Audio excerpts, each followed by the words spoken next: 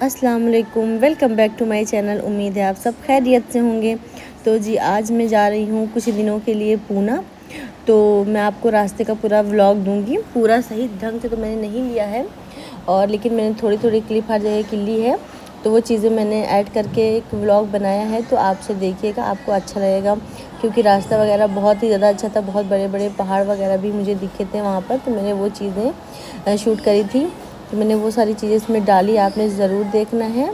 और मेरे व्लॉग को आपने लाइक कमेंट शेयर भी करना है। तो अब आपने पूरा व्लॉग देखना है, और अगर आप नए हैं तो मेरे चैनल को सब्सक्राइब भी कर दीजिएगा, ताकि आपको, अभी मैं पुणे में हूँ तो आपको रोज़ नए नए व्लॉग बना के पोस्ट करती रहूँगी, तो आपको नए नए वीडियोज़ भी देखने को मिलते रहेंगे। तो हमारे चैनल के साथ जुड़े रहिएगा। ओके जी, अल्लाह हाफिज़।